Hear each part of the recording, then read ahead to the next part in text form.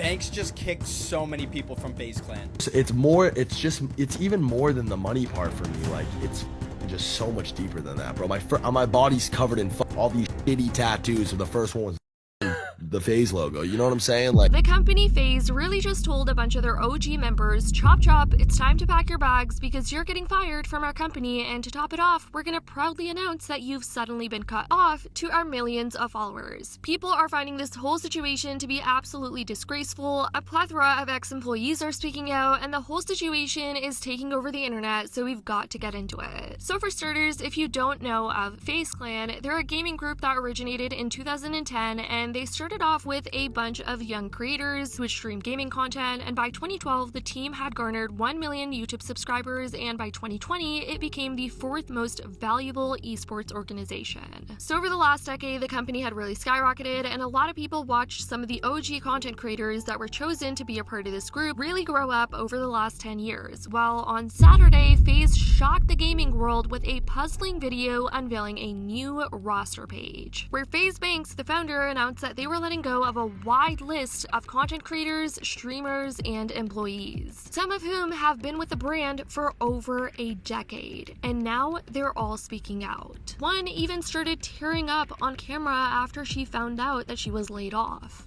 Tfue was right. This is bullshit. This is f***ed. This is not right.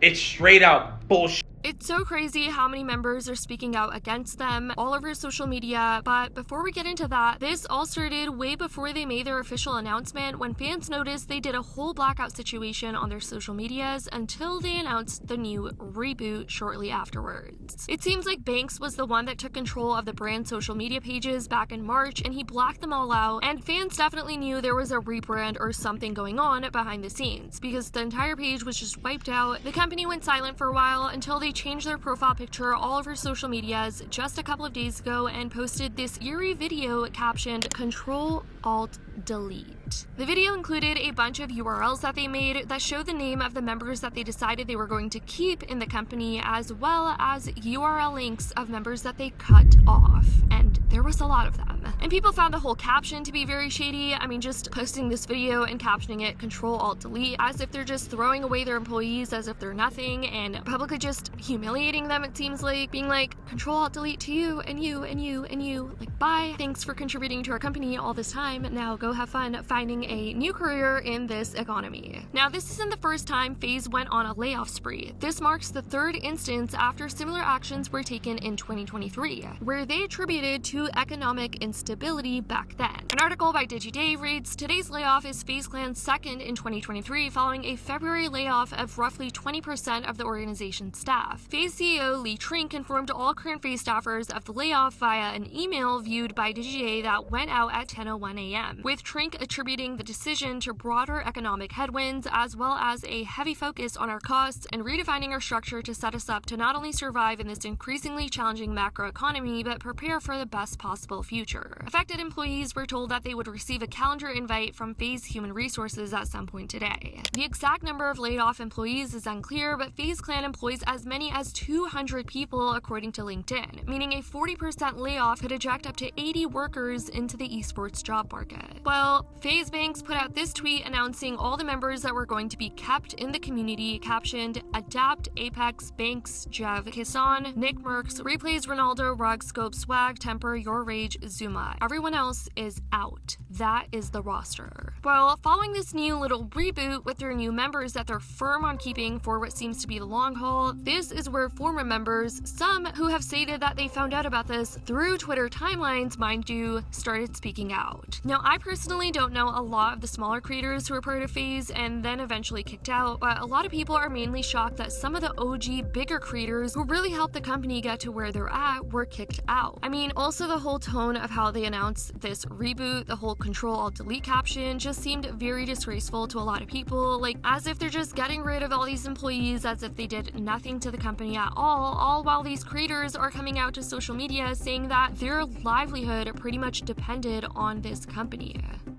Tfue was right. This is bullshit. This is f***ed. This is not right. It's straight out bullshit. I opened Twitter to being kicked from FaZe. No call, no DM. I got a kid on the way on streaming. bullshit. This is fucked. Release the contract. Release it, FaZe Clan. This female streamer hopped on live following this situation, saying that she didn't even get a dime working for them. Now, some people feel like some of the smaller creators really didn't have much contribution, especially since there were much bigger creators who had a larger audience and more of an influence to the company, but some people are saying that it doesn't negate that they allegedly didn't get paid fair compensation for what they did do. Yeah, I'm being serious. I got kicked. One of the only members that can pull millions of impressions a week, top streamer for Warzone, and still had so much love and passion for a team that I didn't even get paid to stay there. I stayed because I loved it. No crypto content, no FaZe for you. Yeah. I got told. I literally got told by everyone that me and Scope were gonna be we were gonna be the people to stay. And it's just Scope now. And I'm not like really emotional. I don't think I've ever like really cried on stream. But this has been like a year in the making. It's so amazing how I already knew all of this a year ago. And when I told them I knew who the recruits were, they were, how do you know? Are you kidding me? I'm not fucking stupid. They treated like we were fucking stupid. But the way that it was handled, nobody deserved that. Nobody deserved that. 12 hours before everything. That's not fair. The way that it was handled and everybody got ignored.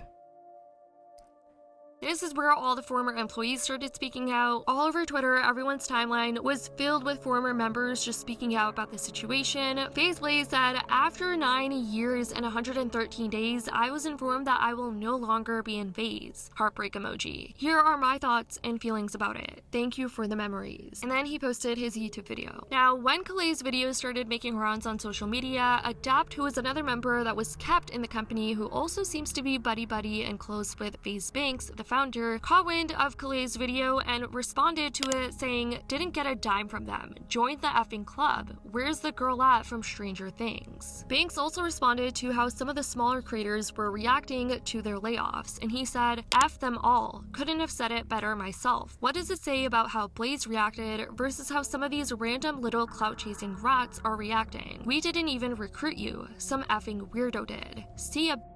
This is a reboot. Wow, gotta love the professionalism there. They also posted their new roster of the members they were keeping on their Instagram, and a bunch of the comments are filled with fans being upset with many of the OG members they decided to kick out. How can you possibly return to 2010 with some of the most important FaZe members not even there? But y'all keep the Fortnite kids. SMH, y'all ain't saving FaZe. Banks continued to post on his Instagram story, and it seemed like he was happy that they were trending, despite that they were trending for something controversial. I guess he really likes the press, even if it's bad press, on his company. He said, last time we were trending like this, I was beefing Tfue on the timeline, but they'll continue to doubt the vision. It's okay. I'll continue to make y'all look. Other people on Twitter were saying things like, yeah, FaZe is cheap. They don't make much money because no one cares about gaming teams since 2012. There was also a video I saw where Banks responded to how they chose who would remain in FaZe, and here was that video. Pick on who to choose and who to keep. That's actually what I want to know. It's just so FaZe is at its best when it was at its peak when it was the homies around, working off each other, bouncing off each other, watching each other's videos, being involved in each other, like just with each other, bro. Like it starts there.